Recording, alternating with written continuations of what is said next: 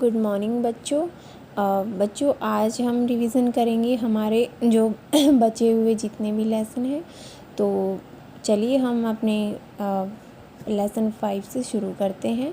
पाठ 5 है हमारा, घमंडी का सिर नीचा। तो आपको याद हो इस कहानी में क्या होता है, एक ऊँट मादा ऊँट होती है और एक उसका बच्चा होता है। ठीक है, तो एक बाबू नाम का एक बढ़ई होता है।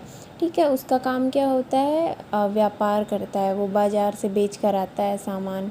तो एक दिन उसको वो ऊँटनी मिल जाती है वहाँ पर। ठीक है, तो उसके बच्चे होते हैं 2, तो वो उनको लेकर अपने घर आ जाता है।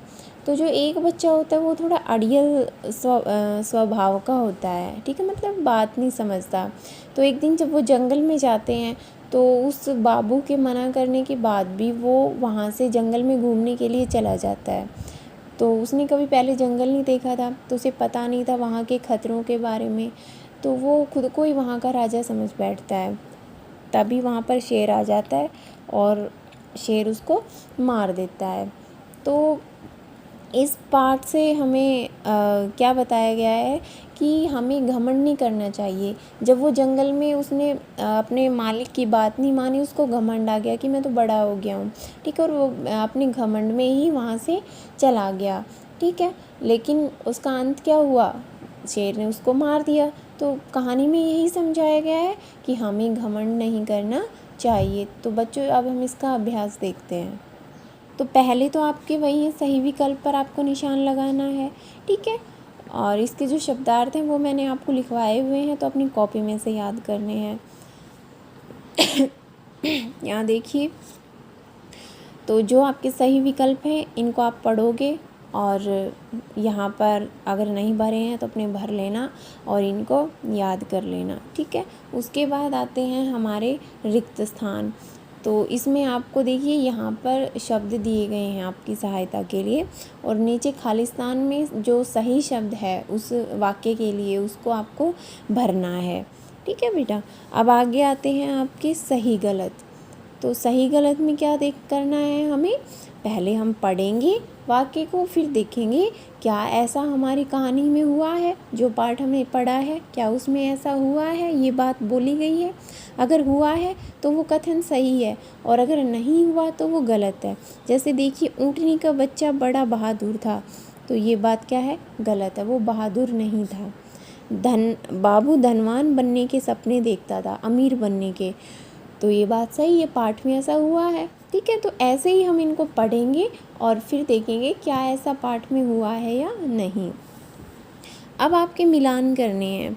जैसे बाबू, तो बाबू क्या है, वो बढ़ई था। गर्भवती कौन थी, ऊँटनी थी। जंगल का राजा कौन होता है, शेर। और वृक्ष पर क्या लगते हैं, पत्ते। देखना है किसका किससे कोई संबंध बन सकता है या नहीं, फिर हमें उनको मिलान करना है। अब इसमें जो मेन है वो आपके प्रश्न उत्तर हैं, इनको आप अच्छे से याद करोगे। तो पहला है, जैसे बाबू के सपने क्या थे।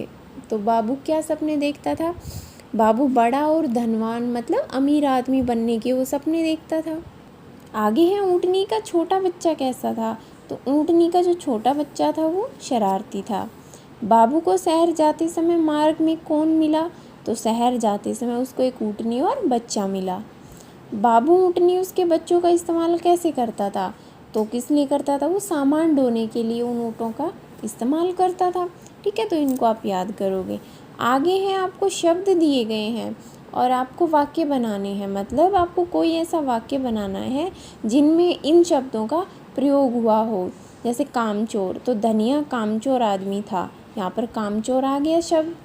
शहर, हमें अपने शहर को साफ सुथरा रखना चाहिए।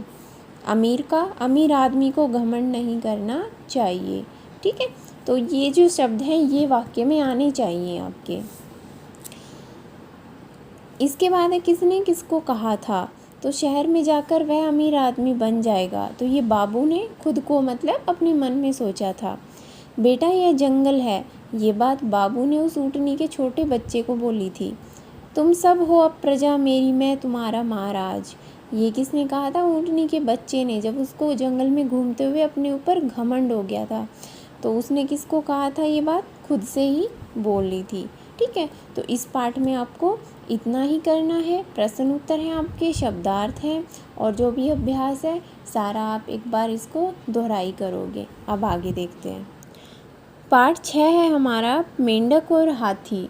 ठीक है, तो पाठ को आप पढ़ोगे। इसकी कहानी मैं आपको बता देती हूँ। इसमें एक मेंढक होता है, एक हाथी होता है। तो एक दिन हाथी वहाँ से जा रहा था, तो उसको देखकर मेंढक उसको क्या कहता है कि तुमने जो तुम्हारा इतना बड़ा शरीर है, ठीक है, लेकिन मैं तो तुमसे भी बड़ा हूँ। तो वो जो मेंढक है वो हाथी को बोलता है कि वो बहुत अच्छा गाता है, तो वो संगीत सम्राट है और वो उसको गाना सुनाएगा। लेकिन हाथी उसकी बातों को अनसुना कर देता है, टाल देता है। तो मेंढक सोचता है इसको अपने आकार पर घमंड है, क्योंकि कहाँ तो मेंढक इतना छोटा सा, हाथी इतना बड़ा। तो मेंढक अपना पेट फुलाना शुरू कर देता है, ठीक है, कि मैं हाथी के बराबर होकर दिखाऊंगा। लेकिन क्या ऐसा हो सकता था? नहीं हो सकता था।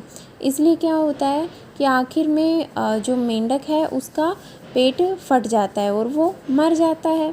तो यही इसकी कहानी है कि आपको काम वही करना चाहिए जितना आप कर सकते हो, जितने आपकी क्षमता है उस काम को करने की। अगर आप उससे बाहर करोगे तो ये आपके लिए ही नुकसानदायक होगा। ठीक है, तो अब हम इसका अभ्यास करते हैं। अब इसके जो भी शब्दार्थ हैं वो आप अपनी कॉपी में से याद करोगे।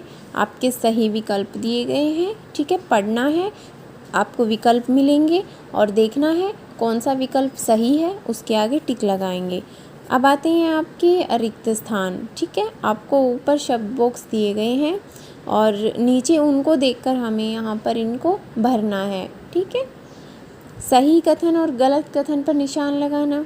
जो सही है उसके ऊपर हम सही